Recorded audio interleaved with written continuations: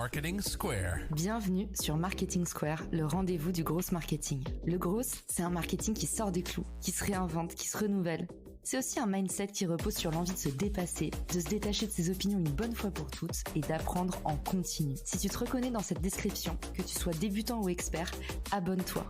Ce podcast va devenir ton meilleur allié. Une découverte qui a révolutionné ma facturation, c'est la plateforme Time.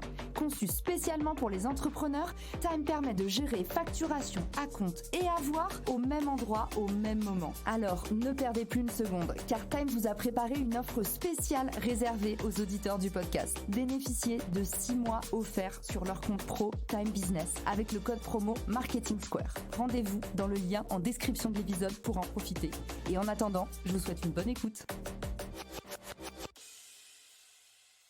Bonjour à tous et bienvenue dans ce nouvel épisode de Marketing Square. Aujourd'hui, on va parler stratégie de vente. Je reçois un des pontes de la vente, Axel Bombezin, Head of Sales chez Entrepreneur.com. J'ai co-signé un épisode de Le Déclic avec Alec Henry, son associé. Je vous mettrai le lien dans les ressources de l'épisode. Et aujourd'hui, on va découvrir, Axel va nous partager ses meilleures techniques de closing. Attention, vous allez devenir meilleur en vente après cet épisode. Axel, bienvenue dans le podcast.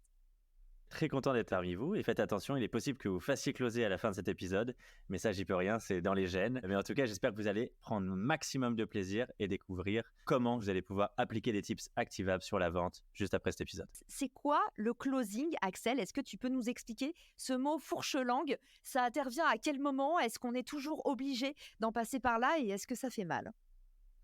Alors, ça fait pas mal, c'est pas du tout douloureux.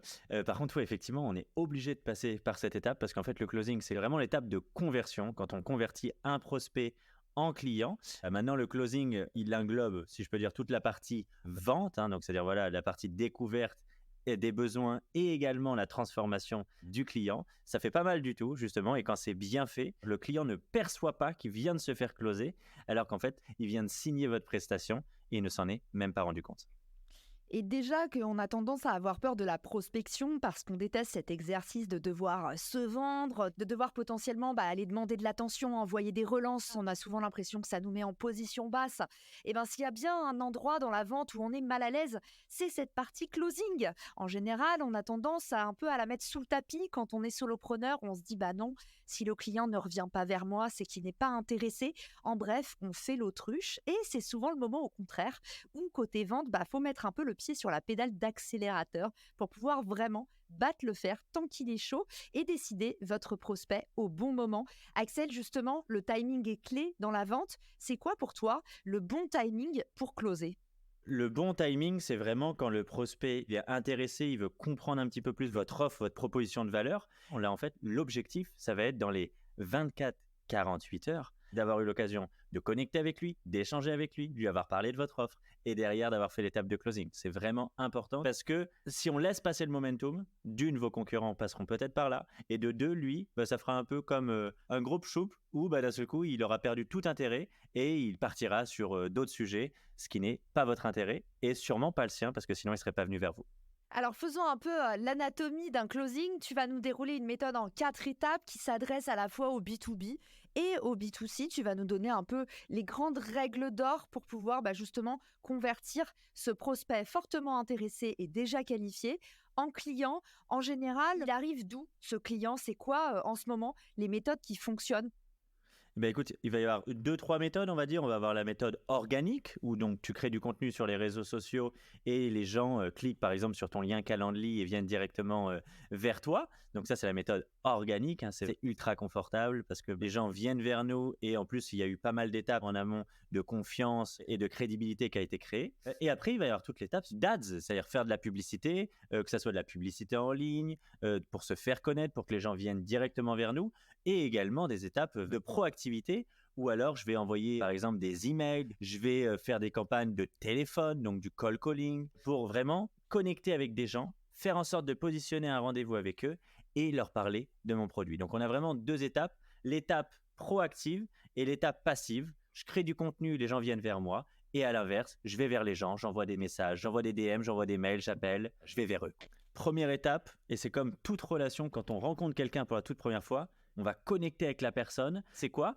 C'est déjà se présenter, aller voir un petit peu ce que la personne fait. On peut maintenant facilement, grâce aux réseaux sociaux, avoir pas mal d'informations sur notre prospect. Donc, on peut aller regarder son profil LinkedIn ou Instagram, on peut aller liker quelques photos, on peut lui envoyer un petit message, donc un DM ou alors un petit WhatsApp pour justement lui dire « Salut, ici Axel, j'ai vu qu'on avait rendez-vous demain à 14h. Écoute, en tout cas, je suis ravi de pouvoir échanger avec toi. Est-ce que c'est toujours bon de ton côté? Est-ce que le rendez-vous est bien noté ?» Et donc, en fait, déjà, rien que faire cette étape, on a une étape où on connecte avec l'autre, on va avoir montré de l'intérêt et surtout, on va avoir assuré que la personne sera présente à notre rendez-vous parce qu'elle va pouvoir re-regarder dans son agenda en mode « Ah oui, c'est bon, j'ai bien noté demain 14h ». Qu'on va s'assurer, rien que par cette petite étape, d'avoir moins de no-show. C'est-à-dire que des personnes qui ne se présentent pas à vos appels, c'est clairement le plus gros fardeau de toutes les personnes qui prennent des appels de vente. C'est clair. On récapitule un peu ce que tu nous as partagé. J'adore parce que c'est hyper actionnable. Tu nous as dit, numéro 1, allez un peu stalker la personne. Vous l'avez fait avec votre ex, donc pas d'excuses pour ne pas le faire avec un prospect. Allez regarder un peu sur les différents réseaux sociaux quelles sont les activités de cette personne ou les activités même de l'entreprise. La deuxième étape, c'est d'aller réchauffer le contact avec votre prospect. En gros, tu nous as dit, laissez une petite trace de votre venue, un petit commentaire, un petit like. Évidemment, ne soyez pas weirdo, n'allez pas remonter les publications Instagram sur les 10 dernières années, mais allez plutôt regarder les activités de l'entreprise et puis surtout commencer par donner. Je crois que dans la vente, c'est vraiment un leitmotiv. On sait que ça fonctionne. Mettez des commentaires intéressants, taguez des gens qui pourraient être intéressés. Et puis, tu nous dis, pour aller plus loin, allez créer des échanges conversationnels directement depuis la messagerie. Et là encore, créer un lien si vous avez eu une automatisation juste avant que le rendez-vous a glissé dans votre calendrier, avoir justement un petit message un peu sympathique qui dit « Hello, j'ai vu que tu avais pris rendez-vous pour demain, au plaisir de te retrouver ».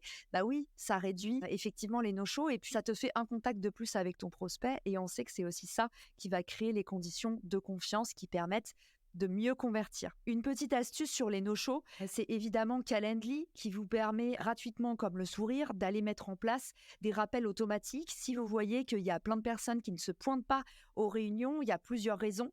Peut-être les prospects sont pas assez qualifiés, donc utilisez les rappels pour pouvoir justement réchauffer la relation. Deuxième chose, en passant sur un autre canal, par exemple en envoyant un rappel par texto, vous avez justement la possibilité, au moment où votre prospect est dans les embouteillages et qu'il ne peut pas honorer le rendez-vous, d'arriver sur son téléphone et lui reprogrammer un autre rendez-vous. Un créateur qui fait ça très bien, c'est Alexis Minkela. Alexis de Tribu 1D, si tu prends rendez-vous dans son calendrier, il va te texter encore plus que ta mère. Il va t'envoyer jusqu'à 5 messages pour te dire oui, on a bien rendez-vous à telle heure, à tel endroit. Et c'est peut-être intrusif, mais en tout cas, ça marche. Tellement. Et donc là, vraiment, c'est un tips que je vous donne qui n'a pas de rapport avec la vente, mais qui va avoir une grosse incidence sur votre taux de conversion. C'est petite séquence mail où vous partagez des témoignages, où vous partagez de la valeur, une case study, toutes ces choses-là qui vont permettre à votre prospect, avant votre appel, d'avoir plus d'informations sur vous, sur les résultats qu'obtiennent vos clients. Et donc, naturellement, quand il va venir dans l'appel, il aura encore plus d'infos, il aura encore plus d'intérêt. Et naturellement, il sera encore plus investi et engagé. Exactement. Et une dernière chose, Axel, c'est aussi un truc qui peut vous aider, c'est de mettre en place cette fois en amont sur le calendrier un petit formulaire qui permet à votre prospect de dire je prends rendez-vous pour telle et telle raison. Et par exemple sur l'agence personnelle, pour éviter d'avoir trop d'appels de découverte ou des gens qui veulent juste parfois me poser une question, parce que ça m'arrive encore beaucoup, l'idée de mettre un formulaire en disant vous nous contactez pour X raison, X raison, X raison, ça va trier ou dissuader les personnes qui veulent vous contacter pour complètement autre chose. Deuxième étape, Axel, c'est quoi ? La deuxième étape, ça va être l'étape de découverte ou alors qu'on peut aussi appeler de décrémage. C'est une étape simple. Je fonctionne comme ça, c'est-à-dire mon cycle de vente, il est en 2 étapes. J'ai un premier appel découverte qui dure 15-20 minutes où dans cet appel, je vais poser des questions clés qui vont me permettre de savoir si je parle avec la bonne personne et si je peux vraiment lui apporter de la valeur. Parce qu'il n'y a rien de pire que de perdre son temps et de faire perdre le temps de quelqu'un en face de nous. Donc, cette étape-là, 15-20 minutes, on pose des petites questions clés. Qu'est-ce que tu fais dans la vie? Est-ce que tu peux me dire un petit peu plus sur tes objectifs? C'est quoi tes problèmes? Ça fait combien de temps que tu as ça? Si on est la bonne personne, super. Phase de découverte et d'écrémage validée, on va pouvoir passer à la deuxième étape qui sera l'étape de transformation. Et si l'étape de découverte, elle n'est pas validée et qu'en fait, on se rend compte qu'on ne peut pas aider la personne, à nous de la rediriger, par exemple, vers quelqu'un qu'on connaît. Exemple, écoute, super Maria Astrid dans ce que tu es en train de me dire.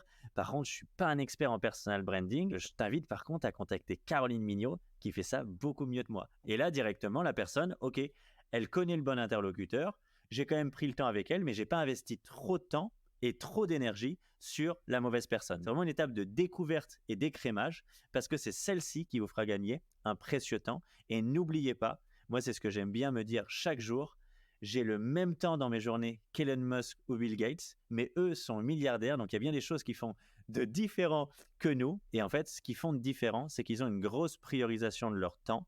Ils accordent beaucoup de valeur là-dessus, donc faites de même, ne perdez surtout pas de temps avec des personnes qu'on pourrait dire curieux, touristes ou alors juste perdus et pas au bon endroit. J'adore et c'est super pratico-pratique. C'est parti pour la 3e étape. Troisième étape, et ben là en fait j'appelle ça moi l'appel de transformation. L'appel de transformation c'est quoi? Ça va être un appel où justement on va parler de notre accompagnement. Mais moi j'ai une technique bien précise. Je ne suis pas dans l'ancienne école que j'ai fait moi-même, hein, donc je ne jette pas la pierre à celle-ci, où je vais m'intéresser un tout petit peu à la personne et en fait la moitié de l'appel va être consacrée que sur mon offre. Je consacre 60% de cet appel, 60%, j'insiste là-dessus, sur ce qu'on appelle la questiologie. C'est quoi la questiologie? En fait, c'est une science où je vais passer le plus clair de mon temps à poser des questions. Parce que, justement, on appelle ça les 3 pourquoi. Quand je dis à une personne, est-ce que tu es heureux aujourd'hui? Il va vous dire oui. Ok, mais pourquoi tu es heureux aujourd'hui? Ah, bah parce que j'ai eu une bonne nouvelle. Ok, mais pourquoi cette bonne nouvelle a eu cet effet sur toi? Ah, bah parce que je l'attendais depuis longtemps, puis bah tu sais, moi par le passé, j'avais vécu ça. Ok, mais pourquoi tu as vécu ça par le passé? Et en fait, je ne vais pas simplement avoir les réponses en surface. Ces réponses-là ne m'intéressent pas parce qu'elles ne sont pas suffisamment profondes et ancrées pour que je puisse bien comprendre la personne, donc je vais avoir besoin d'aller creuser. C'est ça la questiologie, c'est utiliser les questions pour obtenir les réponses et en fait pour faire en sorte que la personne se close elle-même. L'objectif, c'est ça, mais c'est vraiment clair. C'est pour ça que ça s'adapte vraiment à des personnes qui n'ont jamais fait de vente, qui sont introverties, qui ne sont pas très à l'aise à rentrer dans des grandes phases de négociation. Posez des questions. Vous allez voir, c'est l'arme la plus absolue en closing parce que les gens vont vous apporter les réponses et vont avoir eux-mêmes les déclics pour se dire « Ah ouais, ok, c'est ça mon problème. Je sais pourquoi maintenant je dois passer à l'action. » Est-ce que tu as des exemples un peu récurrents sur les objections les plus courantes, comme ça au hasard? Ton offre est trop chère. Pourquoi vous et pas un autre? Et bien ça, c'est intéressant parce que ça, justement, je les ai rarement parce que je les désamorce dans ma phase de questiologie. Exemple, quelqu'un qui va vous dire pourquoi vous et pas un autre, ou il a par exemple déjà eu une mauvaise expérience avec un de vos concurrents.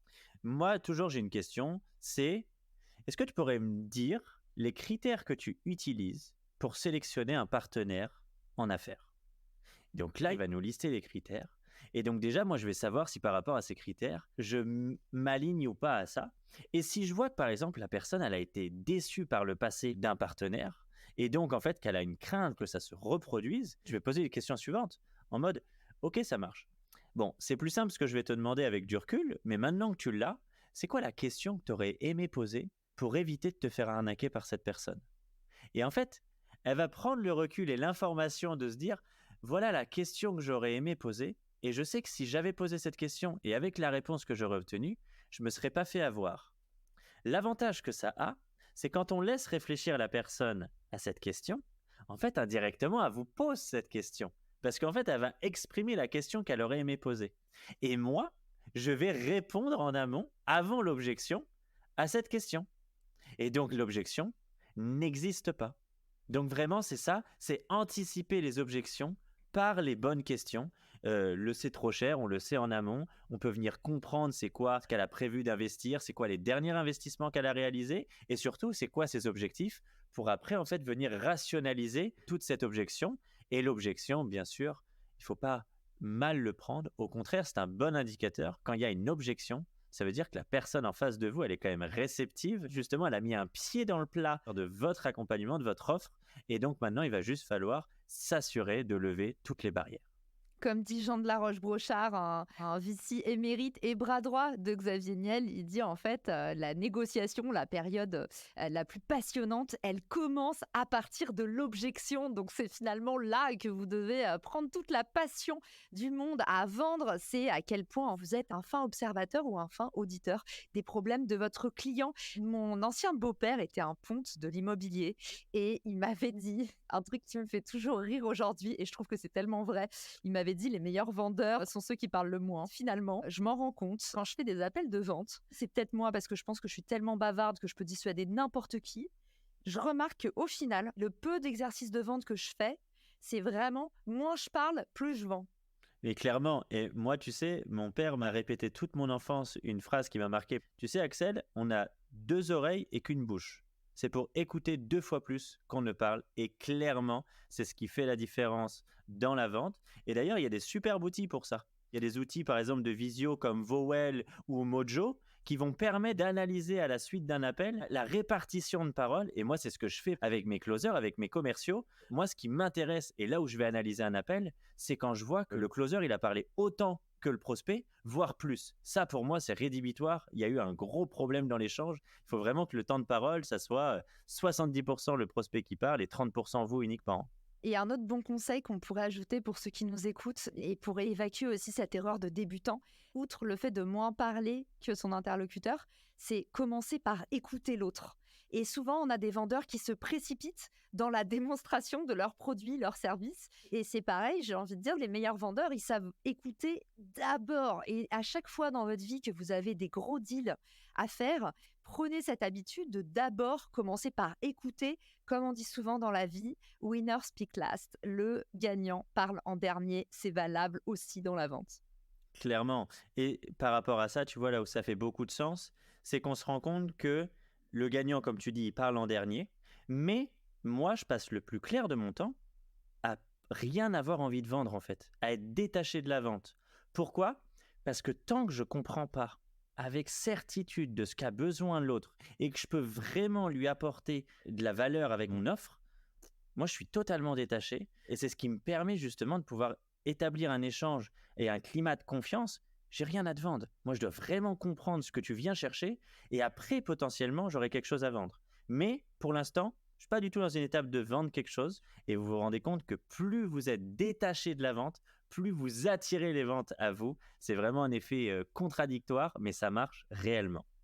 Tellement. Et les stratégies d'anti-vente sont tellement puissantes. Justement, plus tu vas repousser un prospect, plus tu vas lui dire « Ah non, mais moi, en fait, je suis pas pressé. » Exemple typique, la levée de fonds ou la séduction.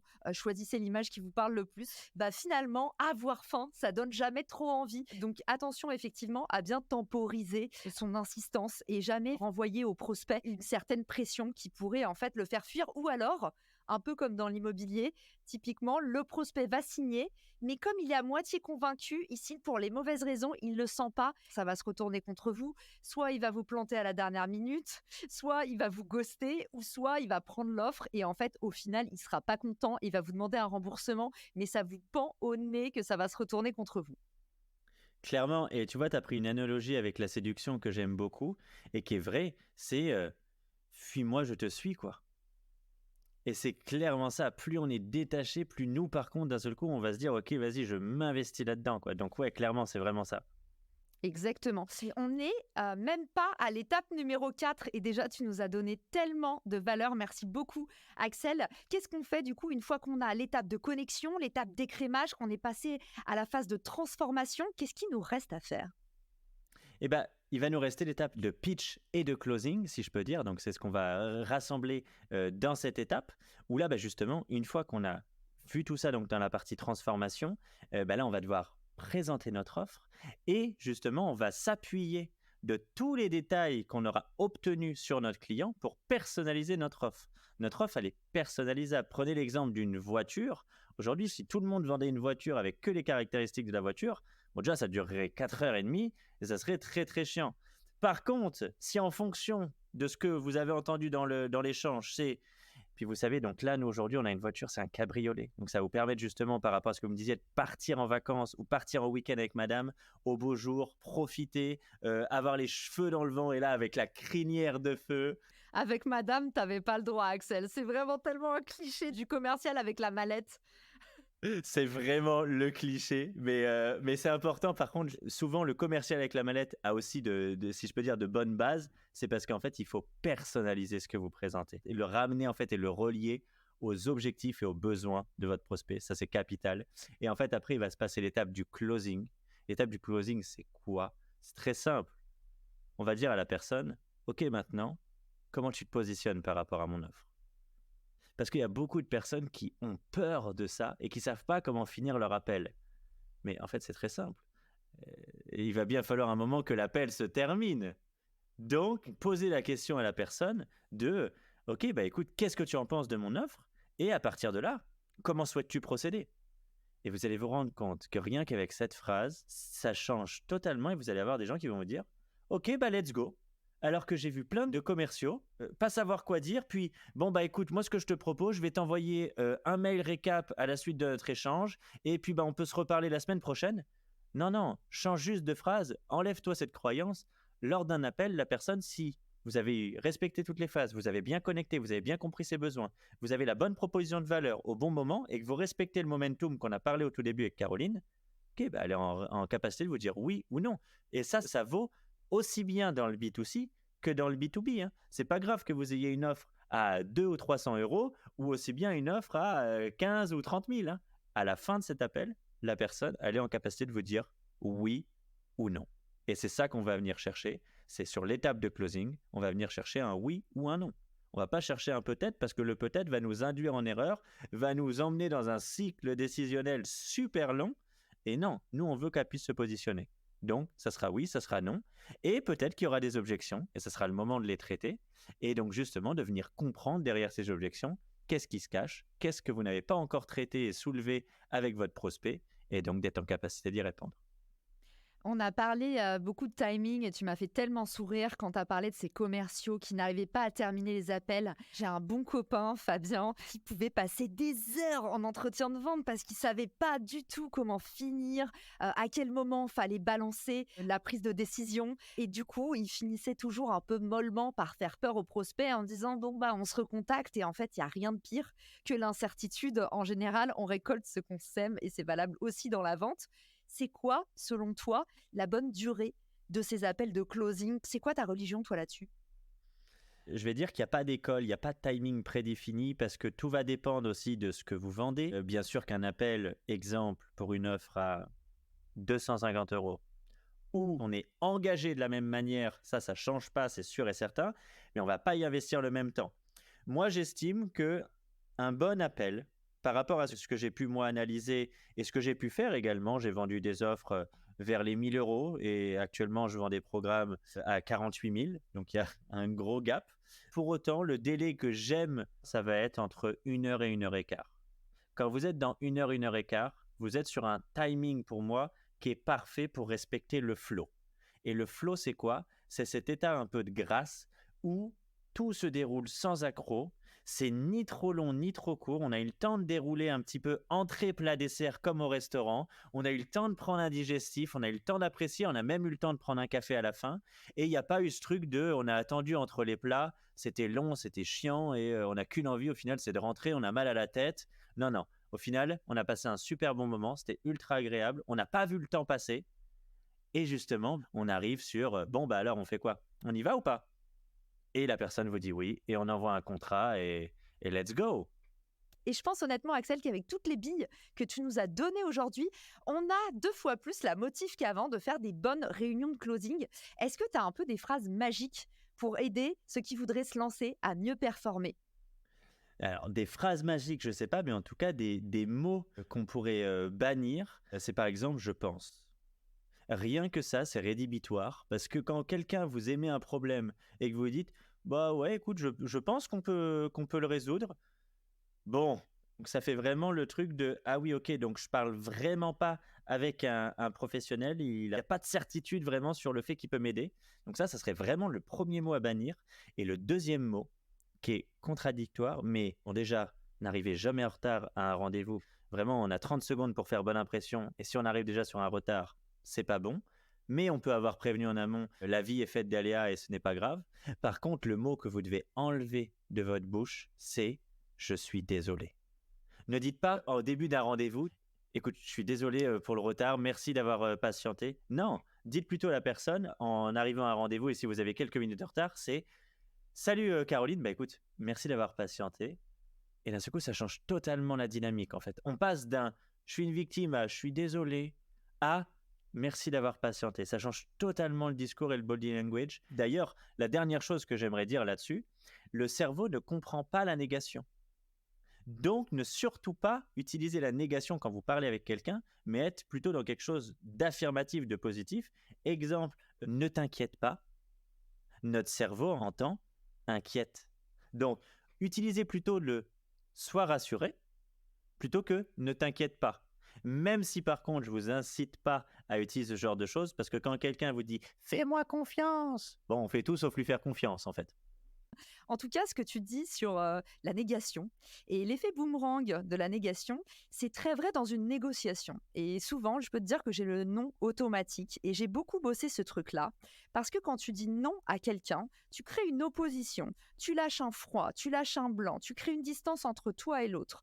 Et si tu prends l'habitude, un peu comme au judo, d'utiliser la force de l'autre pour l'emmener dans ton mouvement, si tu apprends à dire oui mais à la place de non, ne serait-ce qu'avec ce tout petit outil, tu vas devenir bien meilleur en négociation. Et je vous donne des exemples tout bêtes. Avec une ado à la maison qui vous dit je veux aller à la soirée d'un tel et rentrer à 4h du mat. Au lieu de lui dire non, tu ne rentreras pas à 4h du mat. Essayez, oui tu peux sortir, mais je veux que tu sois rentré à minuit. En fait, c'est pareil pour votre client qui va vous dire je trouve que c'est cher, c'est trop cher. Vous allez dire oui, je comprends. C'est un certain budget, mais d'un autre côté, comme a dit Axel par exemple tout à l'heure, le retour sur investissement est présent. Ou oui, c'est un certain budget, mais on propose le paiement en plusieurs fois. Oui, c'est un certain budget, mais on pourrait par exemple faire en sorte de commencer avec la phase 1 et 2 et passer ensuite à la phase 3 et 4 une fois que vous avez libéré plus de budget. Donc, il y a plein de façons de mener à bien une négociation, mais déjà, appliquer ce petit outil tout simple, ça va vous permettre de devenir meilleur dès demain. Totalement. Et là où je rebondis et là où ça fait beaucoup de sens, ton oui mais, c'est parce que oui mais est beaucoup plus fort qu'un non. Par contre, aujourd'hui, vous allez sûrement être confronté à des non. Et la règle d'or que j'ai à vous conseiller, c'est déjà d'une, ne jamais prendre le non personnellement. Il ne vous dit pas non à vous, il vous dit non à lui, il se dit non à lui-même ou à votre offre, mais pas à vous déjà. Et en anglais, non, ça s'écrit no, ça se dit no. Et no, ça veut juste dire new opportunity. C'est une nouvelle opportunité d'aller creuser, d'aller comprendre pourquoi cette personne-là vous dit non. Et ça va être vachement intéressant. Ça va être intéressant parce qu'en fait, on va venir comprendre si c'est une objection.